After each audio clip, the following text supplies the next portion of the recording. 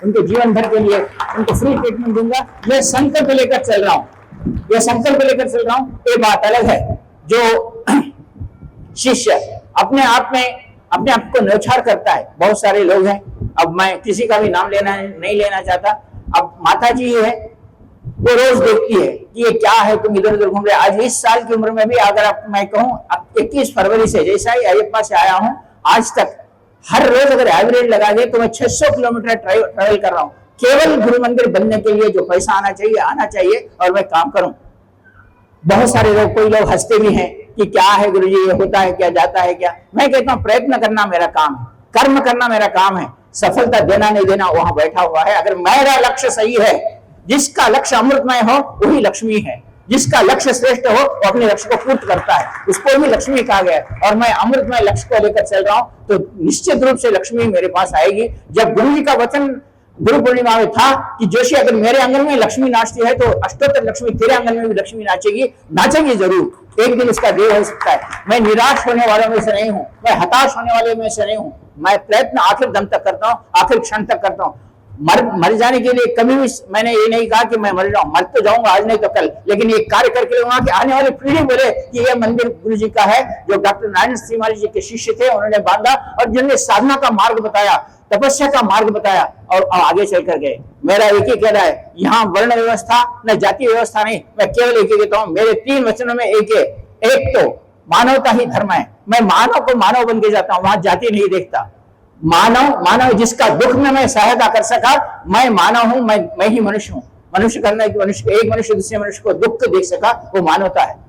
दूसरा है कर्म ही पूजा है। मैं कर्म कभी आखिर दम तक भी मैंने सीखा यही है, बहती हुई नदी जो निरंतर बहती रहती है वो मीठा पानी देती है, और जो एक जगह करके धन संपादन करके रखेगा, धन अपने पास रखेगा, वो खारा पानी किसी के काम को नहीं आएगा। बहुत से लोग चाहते हैं तुम्हारा जीवन कल क्या होगा, तुम पैसे कमा के रख लो, तुम्हारा जीवन देख लो। मैं अगर वैसा देखता तो आज ये सब कुछ नहीं होता। मगर मैं भी पैसे जमा करके रखता तो कोई आश्रम होता ना, कोई लोग होते न, किसी को एक काम भी नहीं होता। पहले एक बार अपने आप को समर्पण कर देखो, क्या करूंगा, ज्यादा नहीं मिले तो भूखे मर जाऊंगा, लेकिन गुरु जी का नाम लेकर मरूंगा। ये बात सोचो। आप संचय करके क्या करेंगे? कल के दिन बीमार हो गए, अगर पलंग पे पड़ गए तो तुम्हें देखने वाला कौन है? एक बात याद रखो, वो गुरु है तुम जिसके पास बैठे हो, जिसके शरण में बैठे हो, तुम्हें हर क्षण तुम्हें रक्षा करना, ये बात तुम्हारे में है तो तुम कभी भी इस बात की विचार ही छोड़ दो कि मेरा जीवन कल कैसा होगा। तुम पैसे निकाल के रख लो, तुम्हारे जीवन को तुम देख लो। मूर्खता है तुम्हारी कि तुम गुरु पर विश्वास नहीं कर रहे हो। तुम्हें गुरु अगर रोज खिलाता है तो उसका ऋण तुमने क्या चुकाया? गुरु के सामने एक बात करना, गुरु के पीछे एक बात करना, यह आज नहीं उस दिन से नारद महर्षि लेकर नंदी से लेकर आज नंदी शिव मंदिर के बाहर क्यों बैठा है? क्योंकि यही बात करने के बाद यही कारण। ये जो शिष्य आज है गुरु के सामने एक तारीफ करते हैं और गुरु जी के पीछे एक बात करते हैं, उनको उसकी शिक्षा मिलेगी, जरूर मिलेगी, क्योंकि वो दोहरे लोग, कभी उद्धार उनका नहीं होता। आज वैसा कार्य नहीं किया हूं। आज एक प्रति गुरु के समर्पण देता हूं। मर जाऊंगा तो पानी मिले या ना मिले, गुरु का नाम लेकर मरूंगा, गुरु का कार्य करते हुए मरूंगा, और कभी इसके पीछे विचार नहीं करूंगा कि मेरा कल क्या होगा। अगर मैं कल के बारे में सोचता तो आज यह दिन नहीं देखता। अगर मैं समाज करता तो आज करोड़ रुपए मेरे बेटे के नाम से रखा था। आज भी मैं एक रुपया, आज मेरा बेटा बड़ा हो गया है, वो जानता है कि मेरा दिन कैसा गुजर रहा है लेकिन कभी वो भी नहीं बोलता ना। मेरे घर के लोग बोलते हैं कि बाबा कैसा कल क्या होगा। आज भी आप अगर देखते हो तो निखिल चेतना केंद्र हो, कहीं भी मैं मेरा नाम नहीं रखना चाहता। पेड़ है तो मैं गुरु जी का शिष्य हूँ, गुरु जी का सेवक हूँ और वैसा काम करता हूँ। इसलिए कि मेरा घर तो आज भी टीन से बंधा हुआ है। मेरे जहां भी मैं रहता हूँ वो टीन में रहता हूँ। अगर मैं बांध सकता तो बड़ा महल बांध के मैं भी रह सकता था। मैं आपको कहता हूं एक बार गुरु के प्रति समर्पित होकर देखो। समर्पण में ये रखो कि मर जाऊंगा तो गुरु के नहीं खाते हुए मर जाऊंगा तो मैं श्रेष्ठ हूं। ये बात तुम्हारे जीवन में जब तक नहीं आएगी तुम समर्पित शिष्य नहीं हो। सामने है और पीछे एक बात करते हुए लोगों को भड़काने की क्रिया करने वाले लोग कभी आगे नहीं आते। आज तक देखा है, आज तक हुआ भी नहीं। आप इस बात को याद रखकर चलो कि मैं गुरु के प्रेम से, अगर आपको अच्छा नहीं लगा बिल्कुल आश्रम छोड़ के चले जाओ, बिल्कुल इस सबको छोड़ के चले जाओ। तुम्हें अच्छा नहीं लगा, गुरु अच्छा नहीं, तुम्हें सिद्धियां नहीं मिली, चले जाओ। तुम्हें जो प्रेम है मेरे साथ जुड़ के रहते हो, तुम इस जन्म में 7 जन्मों तक तुम्हारा साथ दूंगा। मैं आज गुरु के सामने होता करता हूं, इस कोरोना महालक्ष्मी के पास वचन देता हूं तुम्हें, तुम्हारे 7 जन्मों तक तुम्हारे साथ खड़ा हूं। लेकिन झूठ बोल के जिंदगी मत गुजारो। जो कुछ है सच्चाई के साथ गुजारो और सच्चाई के साथ करो। तुम्हारे साथ देख रहा हूं तो तुम्हारे साथ देखते हुए चलूंगा। आज तुम्हें साधना है यूं ही नहीं दे रहा हूं, तुम्हारी साधना के पीछे, हर क्षण के पीछे, तुम्हारे देने के पीछे गुरु एक कारण होता है। तुम्हारे पास आज कष्ट पहुंचा रहा हूं तो उसके पीछे कारण है कि तुम उस पैसे और उस श्रम का तुम्हें ज्ञान हो, तुम्हें श्रेष्ठता प्रदान हो, तुम्हें श्रेष्ठता का परिचय हो। ऐसे ही जिस समय रामचंद्र जी की शादी हुई, विश्वामित्र वशिष्ठ सब बैठे हुए थे और वशिष्ठ ने मुहूर्त निकालकर राज्याभिषेक का मुहूर्त निकाला, और जब नहीं हुआ मंथरा के कारण, मंथरा जो चुगलखोर थी उसने चुगली की और रामचंद्र जी को अभिषेक पट्टाभिषेक से निकाल दिया गया और रामचंद्र जी को वनवास प्रदान किया। तो वह मंथरा, उसको बाद में लक्ष्मण ने तो शिक्षा दी ही, और वो आज संसार में, आज रामायण में एक उल्टा, एक दूसरी स्त्री के भांति समझाई जाती है मंथरा को। और जब रामचंद्र जी गए तो उतना करने पर भी रामचंद्र ने मंथरा को एक बात नहीं कही।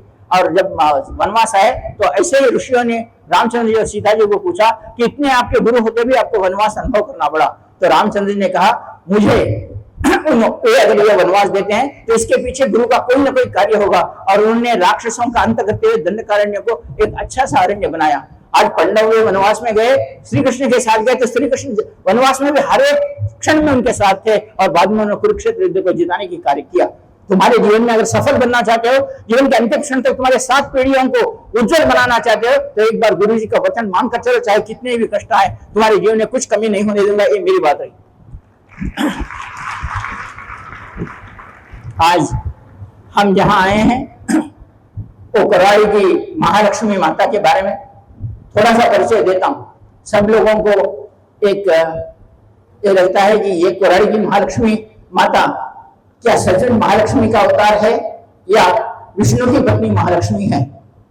मैं यहाँ सज्जन जो नागपुर के बैठे हुए हैं हमारे खेचे गुरु जी के साथ, ये बताएं कि क्या कोराड़ी की महालक्ष्मी विष्णु पत्नी है या लक्ष्मी अलग है? अलग है तो कौन सी लक्ष्मी है, और किस लिए इनका यहाँ अवतार हुआ? कोराड़ी में महालक्ष्मी के साथ विष्णु क्यों नहीं है? यह एक तत्व वाली कहानी है, यह एक तत्व से लेकर जुड़कर है। यहाँ महालक्ष्मी संपत प्रदा है।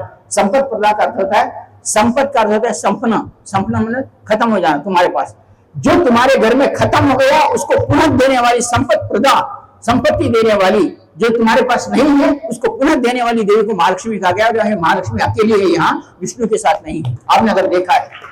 इसलिए इस व्रत को या इस साधना को मैंने संपत प्रदा महालक्ष्मी साधना कहा गया। तुम्हारे जीवन में कभी भी इस साधना का यंत्र, इस साधना का मंत्र अगर तुम तुम्हारे जीवन में करते हो तो तुम्हारे जीवन में कौन सी कमी होगी, उसको इस लक्ष्मी का मंत्र करो, वो पूर्ति तुम्हारे जीवन में आ जाएगी। तुम्हारे घर में क्या कमी है उसको पूर्ण करने वाली माता महालक्ष्मी कहलाई गई है। इस महालक्ष्मी का उद्भव और आगमन कैसे हुआ और इसकी साधना क्या है, मैं 5 मिनट के बाद बोलता हूँ। यहाँ आयोजकों को एक बात कह देता हूँ, यह साधना की श्रेष्ठता और दिव्यता के बारे में, यहाँ जो कमल पुष्प है हर एक साधक के हाथ में दे दी जाए और उनके पास उस कमल के पुष्प में एक कॉइन, गंध, चंदन अक्षर इसके साथ उस कमल के फूल को आपके सामने लेके बैठे। मैं बाद में संपत प्रदा का विशेषता और साधना बोलता हूँ। सब लोग कमल अपने हाथ में ले रहे, हर साधक को दे और अनुभव करे कि मैं तुम्हारे घर में किसी प्रकार की कमी ना हो। जो कमी है उसको पूर्ति के लिए ये साधना संपन्न करवा रहा हूँ। हर एक लोग कमल ले लेकर, आपके पास एक कॉइन है तो उस कमल में रखकर उसके ऊपर रक्त चंदन पुष्प रख लो। मैं आगे की साधना का कार्यक्रम मैं बताता हूँ। हर एक आदमी अपने अपने हाथ में कमल ले लें। इससे पहले